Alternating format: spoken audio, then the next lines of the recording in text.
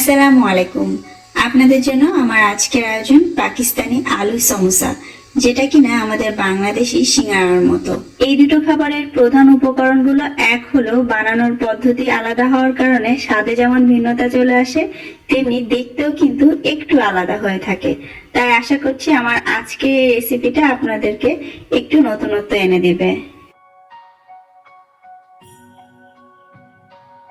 শুরুতেই আমরা এই আলু সমোসা বা পাকিস্তানি সিঙ্গারার খামিরটা তৈরি করার জন্য একটা বাটিতে 1/4 কাপ তেলের সাথে হাফ কাপ পানি, 1/4 চা চামচ আজওয়াইন এবং আধা চা চামচ নিয়ে নিচ্ছি লবণ। এগুলোকে একসঙ্গে ভালো করে মিশিয়ে নিচ্ছি। আমাদের সিঙ্গারাতে আমরা যেমন কালো জিরা ব্যবহার করি, এখানে দেয়া হয় আজওয়াইন। তারপর এর মধ্যে আমরা 2 কাপ ময়দা মেশাবো। পুরোটা একবারে না দিয়ে অর্ধেকটা দিয়ে একটু মিলিয়ে নিয়ে তারপরে বাকি অর্ধেকটা দিয়ে দিচ্ছি। স্প্যাচুলার সাহায্যে ভালো করে একটু মিশিয়ে নিচ্ছি যতক্ষণ না ময়দা আর পানির মিশ্রণটা মোটামুটি একটু মাখো মাখো হয়ে যায়। ভেজা ভাবটা সরে যেতে স্প্যাচুলা সরিয়ে এবার আমরা হাতে এটাকে ভালো করে মেখে নিব এবং ততক্ষণ ধরে মাখতে হবে যতক্ষণ না এই ঝুরঝুরে ক্রাম্পি অবস্থাটা আস্তে আস্তে একটা ডোতে পরিণত হবে এবং বাটিটাও পরিষ্কার হয়ে আসবে। এই পর্যায়ে একটু খেয়াল করলে দেখতে পাবেন খামিরটা আমাদের বাংলাদেশি সিঙ্গারার খামিরের তুলনায় কিন্তু একটু নরম হবে। আমাদের দেশি স্টাইলের সিঙ্গারা হলে খামির তৈরিতে আমরা আধা কাপের থেকে একটু কম পানি ব্যবহার করতাম। যাই হোক, এই খামিরটাকে এখন আমরা রেস্টে রেখে দিব। অবশ্যই ঢেকে রেখে দিতে হবে, তা না হলে কিন্তু ওপরটা ড্রাই হয়ে যাবে। সেই ফাঁকে আমরা আলুর পুরটা তৈরি করে নিব। আর তার জন্য প্রথমে একটা মশলা বানাবো। তাই প্যানে আমি 2 টেবিল চামচের মতো তেল গরম করে তার মধ্যে 1 চা চামচ করে আদা এবং রসুন কুচি দিয়ে দিচ্ছি। সাথে প্রায় হাফ কাপের মতো দিয়ে দিচ্ছি পেঁয়াজ কুচি। এখন এই তিনটাকে হালকা করে একটু ভেজে নিব।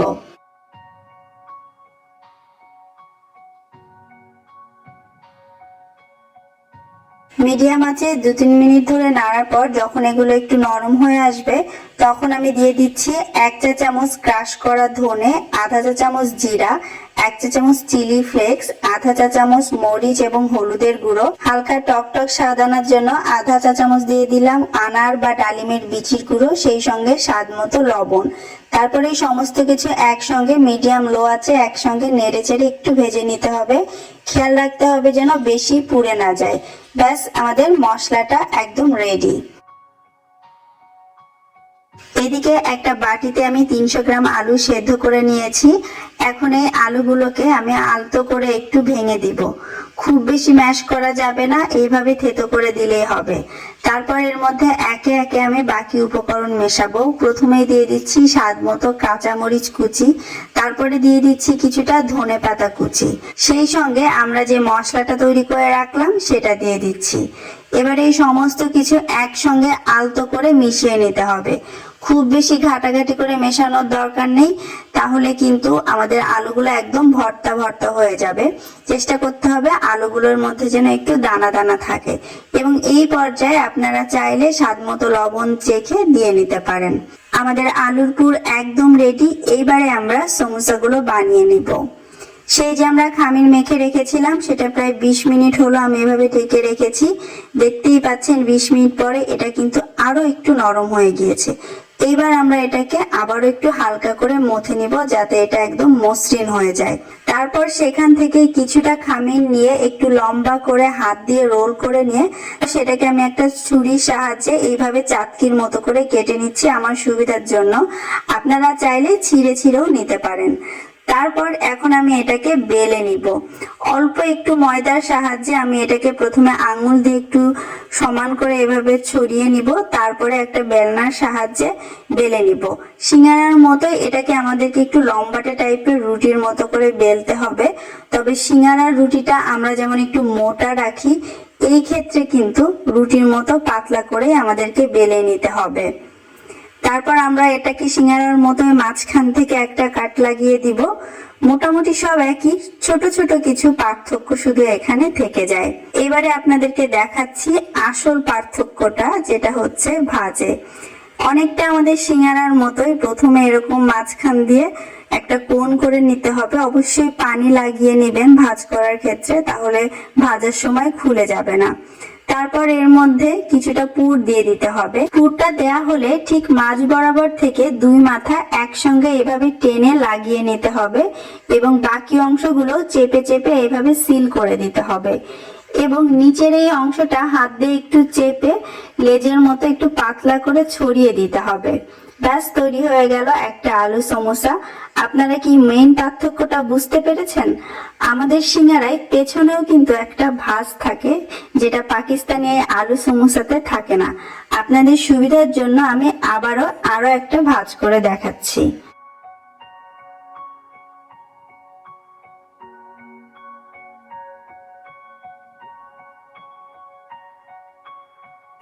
এইভাবে করে যতটুকুন পুর আর খামির তৈরি করা হয়েছে সবগুলো চাইলে একবারে ভেজে নিতে পারেন অথবা ভাজতে ভাজতে বানাতেও পারেন। আর ভাজার নিয়মটা অনেকটাই আমাদের সিঙ্গারার মতো। তেলটা খুব বেশি গরম হওয়ার আগেই আমরা এর মধ্যে সিঙ্গারাগুলো দিয়ে দিব এবং একদম অনেক গাদাগাদি না করে দিয়ে মোটামুটি এরা ডুবে থাকতে পারে এমন ভাবে আমরা তেলের মধ্যে সিঙ্গারাটা ছাড়বো। আস্তে আস্তে তেলও গরম হবে এবং সিঙ্গারাটাও ভাজা হতে থাকবে। 2-3 মিনিট পর যখন সিঙ্গারাটা তেলের উপর ভেসে উঠবে তখন এটাকে একবার উল্টে দিবেন। তারপর অপেক্ষা করবেন সিঙ্গারার গায়ে সুন্দর কালার আসা পর্যন্ত। তবে আপনি যদি চান এই সিঙ্গারাগুলো আগে থেকে বানিয়ে ফ্রোজেন করতে, সেই ক্ষেত্রে আপনারা যেটা করতে পারেন, মিডিয়াম আঁচে ভাজা হতে থাকা সিঙ্গারাগুলোকে 6 থেকে 8 মিনিট পরে আপনারা তেল থেকে তুলে ফেলতে পারেন। এই পর্যায়ে যেটা হয়, সিঙ্গারাগুলো পুরো সেট হয়ে যায়, মোটামুটি ভাজা হয়ে যায়, কিন্তু এর গায়ে কালার আসে না।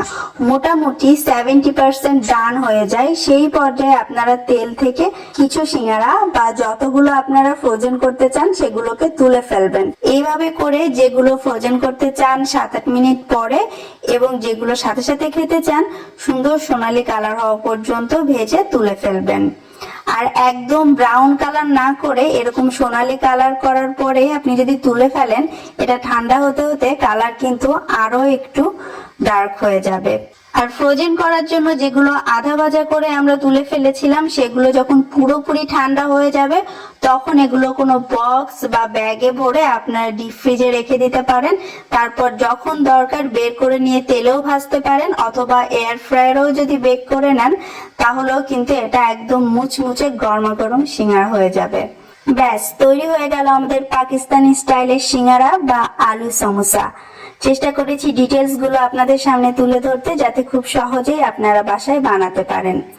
অনেকটাই আমাদের সিঙ্গারার মতো, আবার যেন নয়, সেম সেম বাট ডিফারেন্ট।